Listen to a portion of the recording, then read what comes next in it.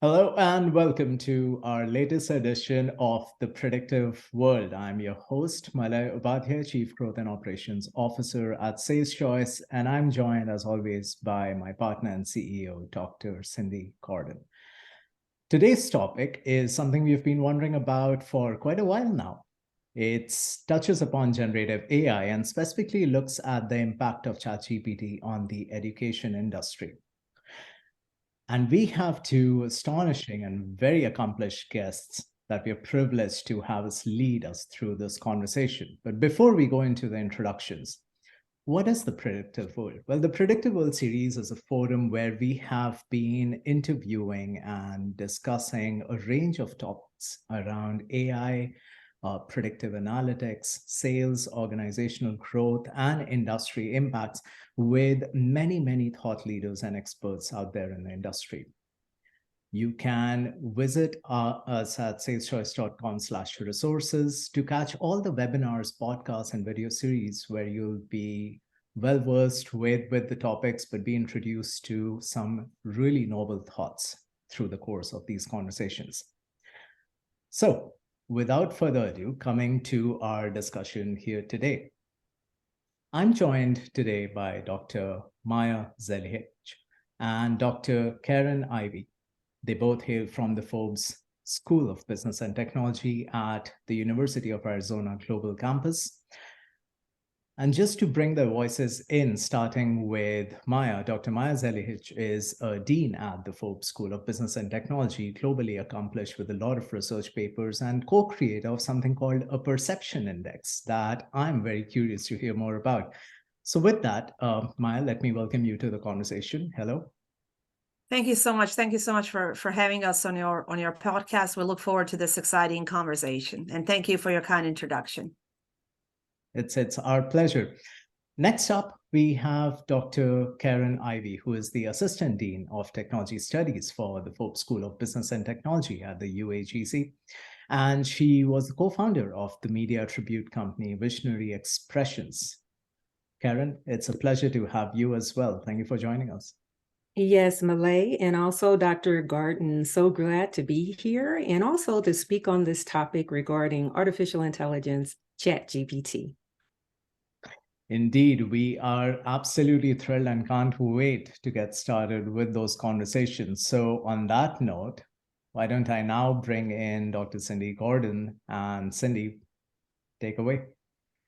Thanks so much, Malay and Karen and Maja. Just really looking forward to this conversation.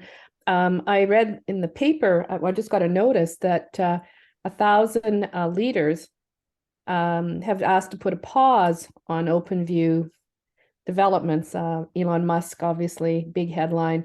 It's kind of like, whoa, put a pause in North America on alternative developments, right? So again, legislation is not out in advance of some of the implications. And obviously, the educational environment is really, I know, deep in conversation. So I'm really looking forward to hearing your thoughts on. So I don't know if you've put out a formal position. I know many universities, University of Australia has put out a position in this area in terms of not giving access to ChatGPT.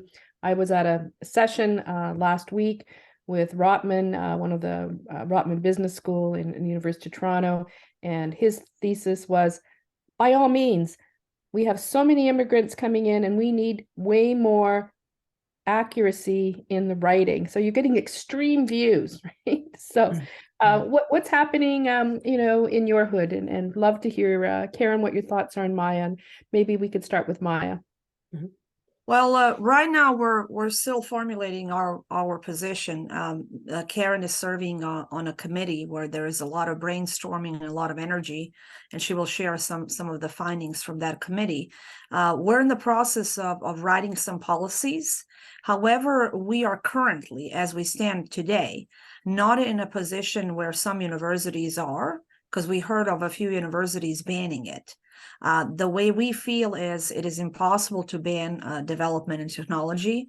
So it is the equivalent, we just joked the other day, equivalent of someone banning cell phones when they first emerged, or modern computers.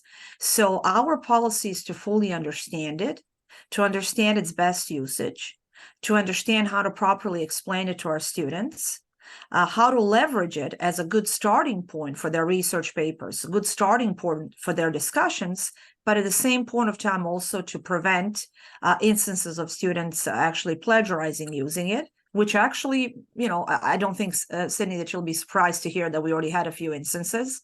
And also to help faculty, give them proper tools, not to fear the new technology, to understand it, to also be the users, and in order to help their students.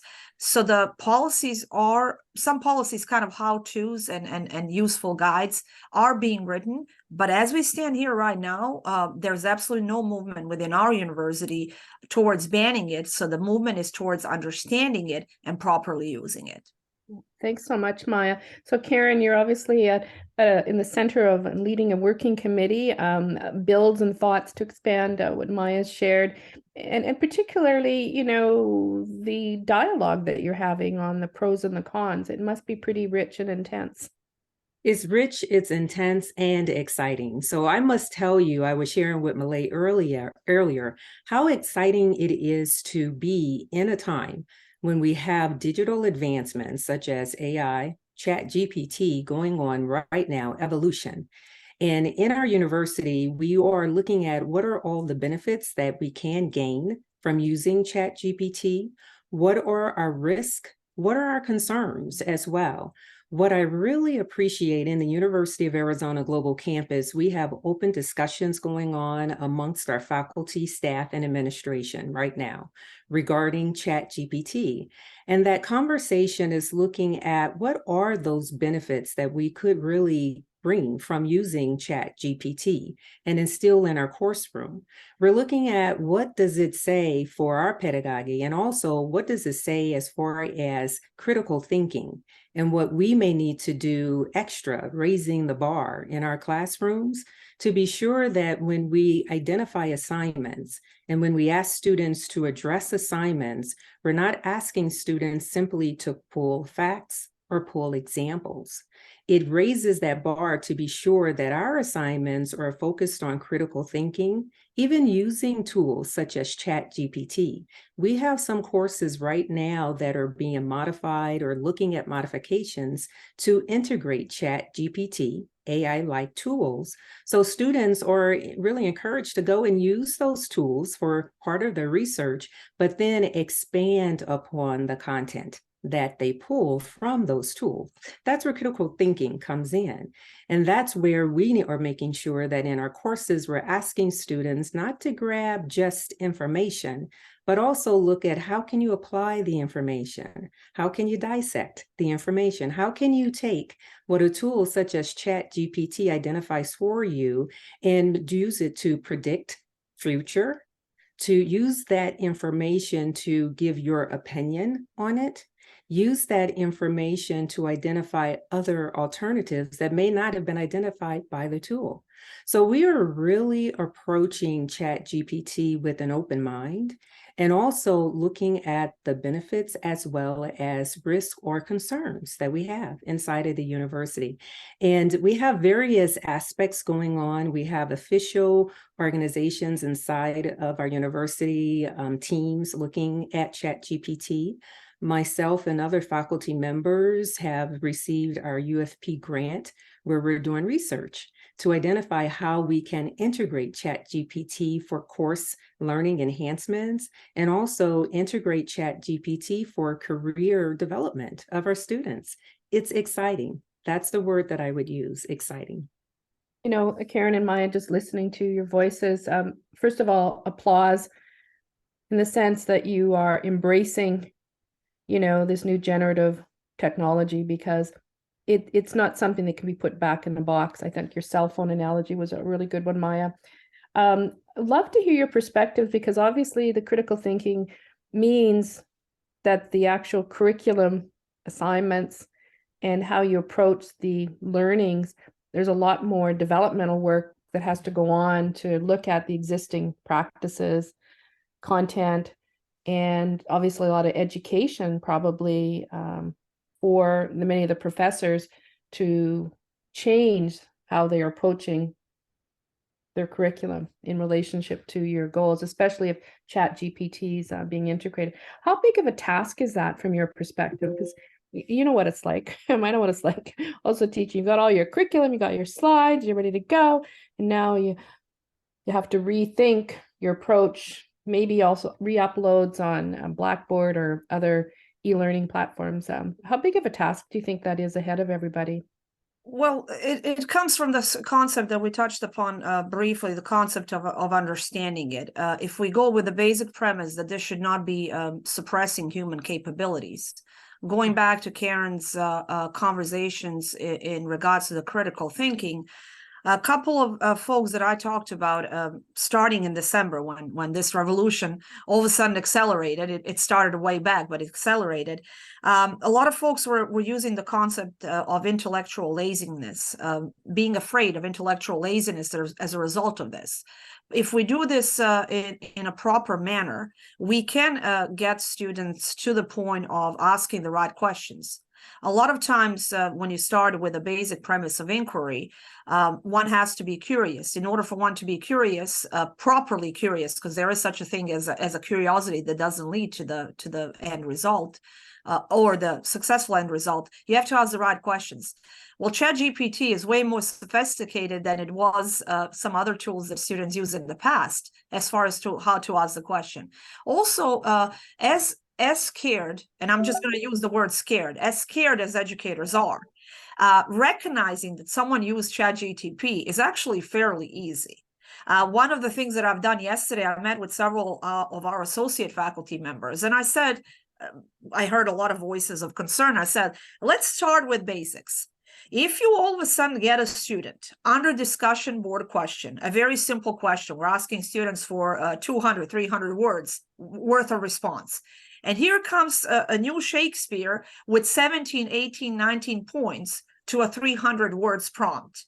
Is this the student that is usually performing at that level? Is that someone that really over elaborates and submits 8, 10 pages to something that was only requiring a paragraph? That may be your first clue.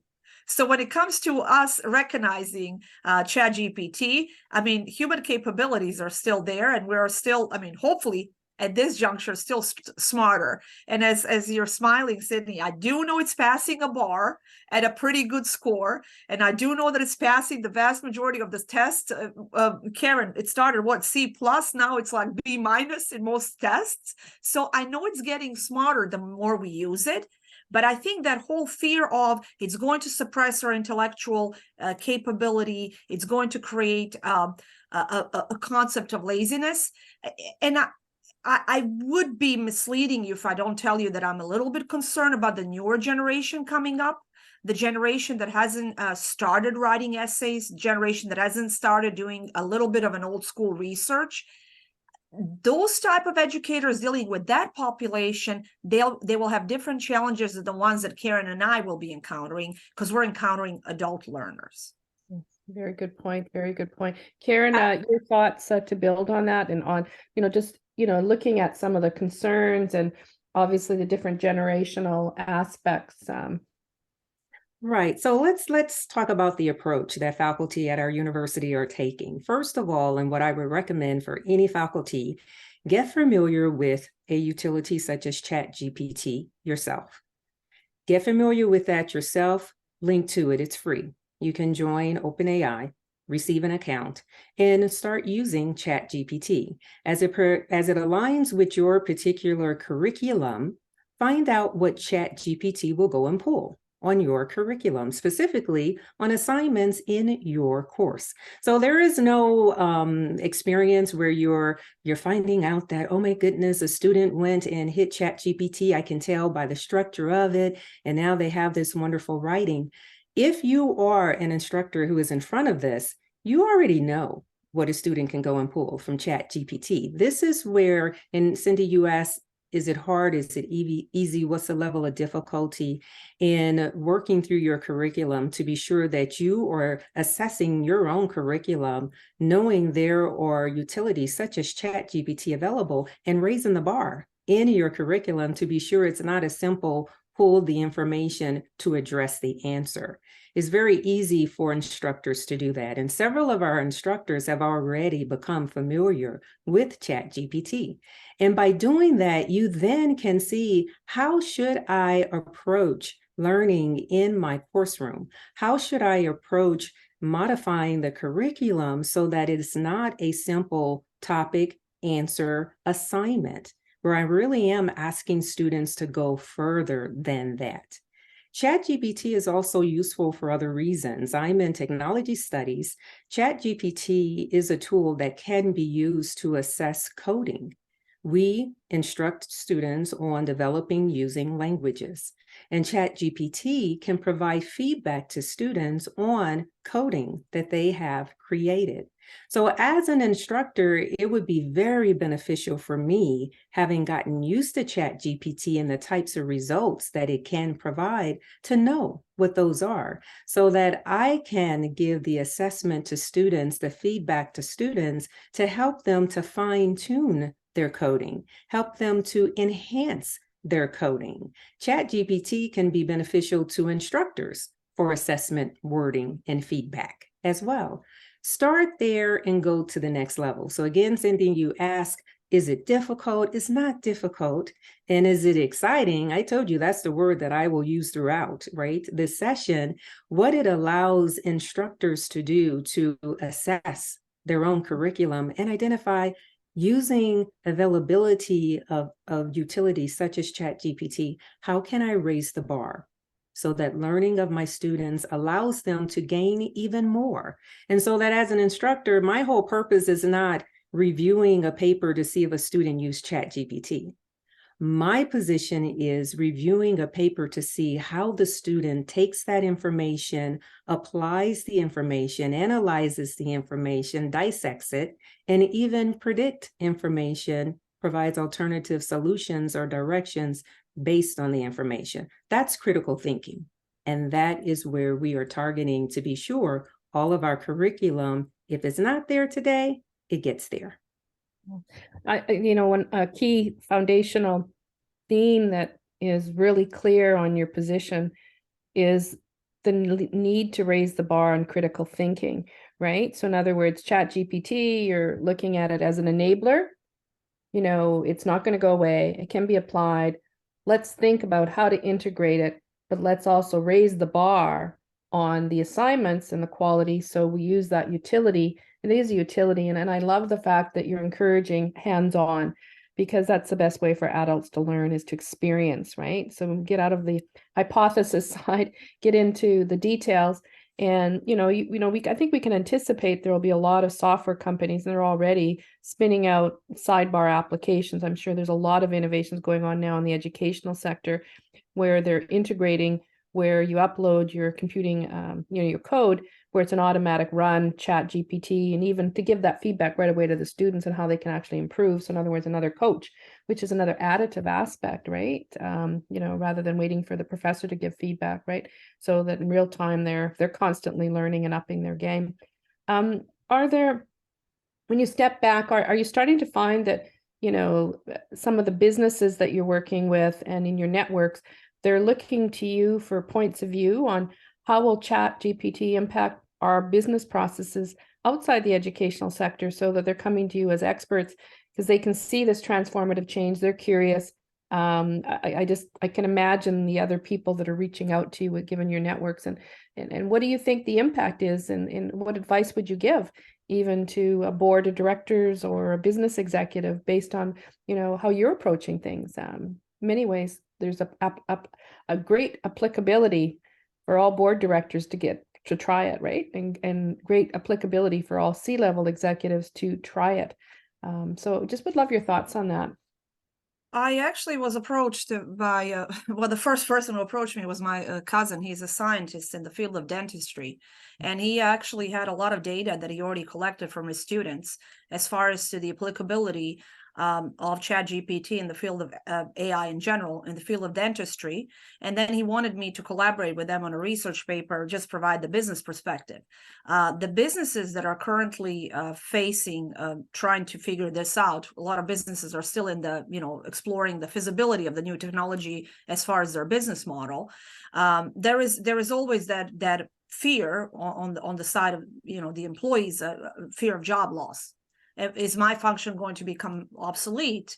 The businesses and the board members and the CEOs, they have to think in terms of what are the functions that we can safely automate, thanks to some of these new technologies, new emerging technologies, in order to be more efficient, and also in order to free up our force to do something even more amazing on the other end of the spectrum.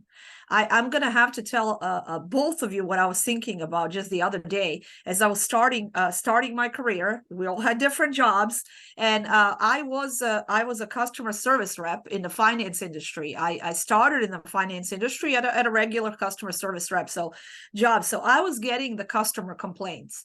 Every single complaint was so vastly different.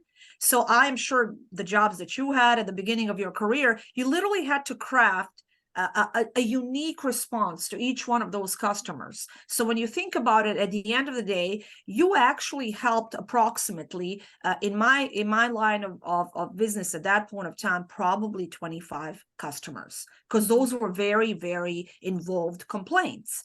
Now think, had I had ChatGPT, because you can literally plug in customers complaining, has a low appraisal, customer is complaining, the inspector was rude, customer is complaining, they want to get a higher loan amount scenario. And you're going to have, and actually, yes, I did test it, in case you're wondering, and your audience members, I actually plugged it into the ChatGPT, and every single time it was a different, unique response.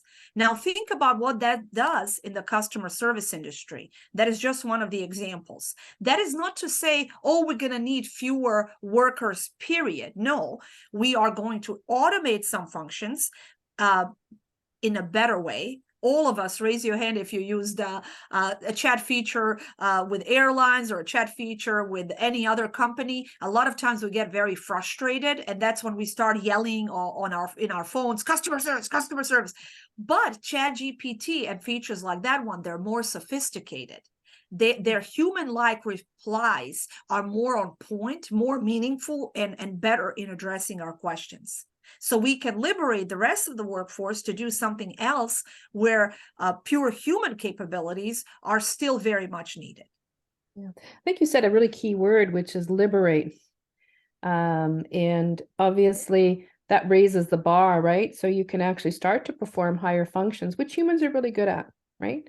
Humans at one area on the creative spectrum where humans, I was on a conversation about, I think maybe 6 weeks ago with Jan LeCun on a collective sort of a network of people talking, and he was talking about what is the state of generative AI and where are we at? And he had a very simple analogy, and he said, AI is as smart as a cat right now.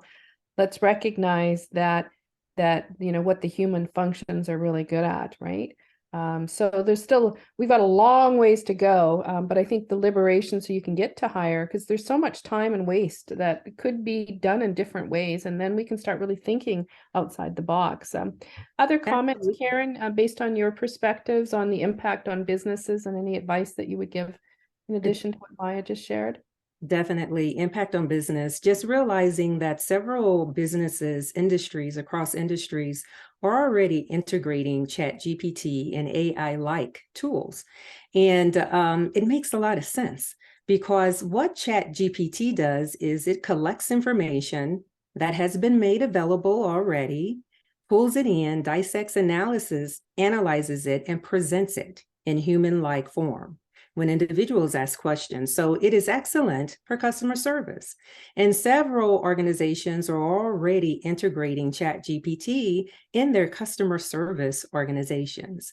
And then when you look across industries, organizations are already integrating ChatGPT in training areas for employees. And that is just not in technology fields, that's in business areas as well, medical areas, most definitely.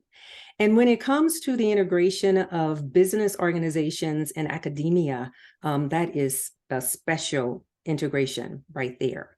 And here is my recommendation for all businesses and academia as well.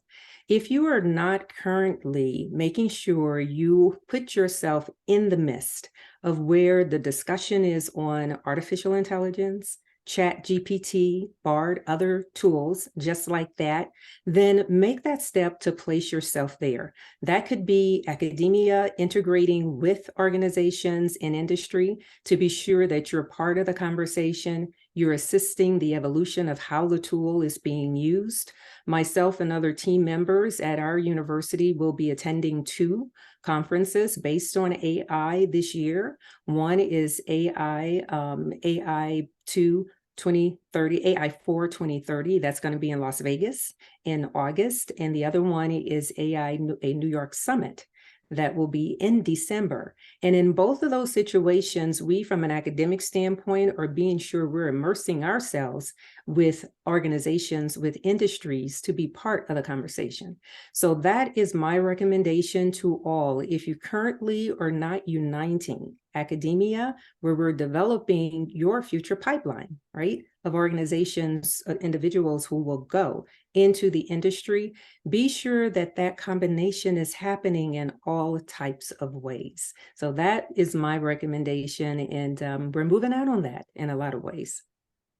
Karen and Maja, I think the other, what you're highlighting, just in a summary is ChatGPT is effectively a pervasive transformation. That technology, whether it's OpenView or Baidu or Bard, etc., it's going to put its hooks into every business process, and everybody's working through different industry points of view. I know that we've been testing it in the sense on the sales side, where you can write. I typed in a couple of weeks ago, I'd like to write a letter to a CEO in the transportation logistics industry, and I got a pretty good, decent starting point.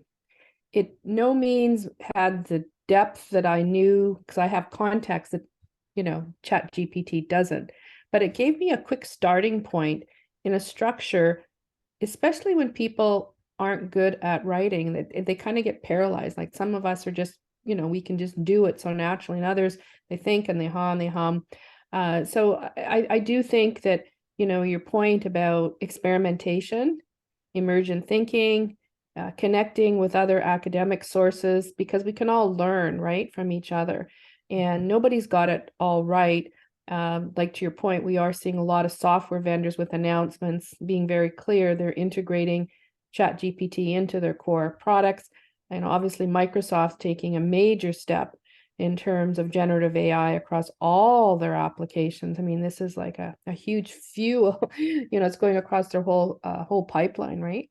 Now, one of the things obviously in this whole field of AI that I think is important to talk about is the position on responsible AI design, right? Because ChatGPT is just one tool of many tools, and that, Karen, in the AI field that could be applied to solve a different use case. So I'd love just to get your perspective on, the curriculum in terms of responsibility of the design, integrative design thinking, integrating maybe sustainability, social perspectives. And that's where a lot of the concerns are coming from, right? Is on, are we thinking through the society that we really want holistically? And what are the impacts of not having those deeper conversations?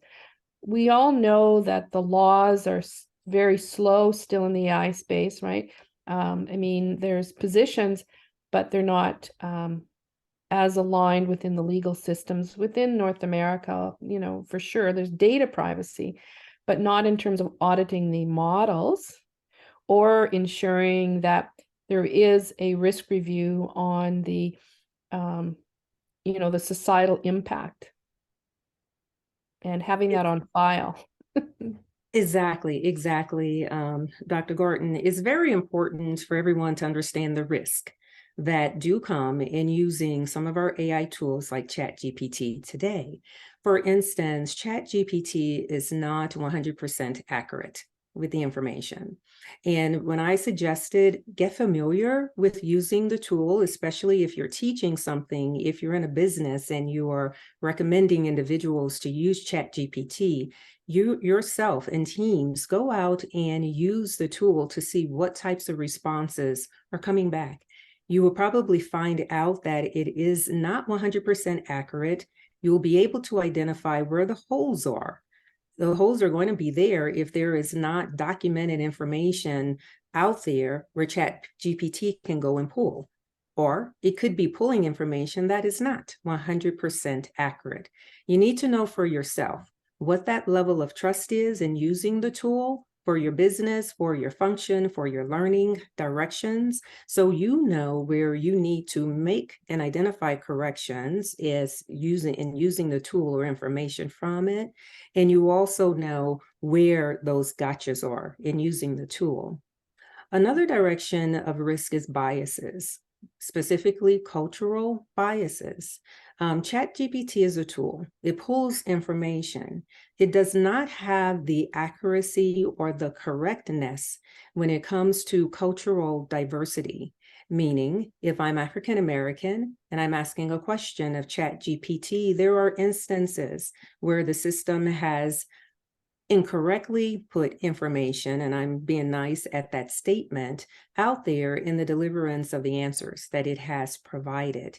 So when it comes to cultural biases, know that ChatGPT, some other AI tools are not 100% there.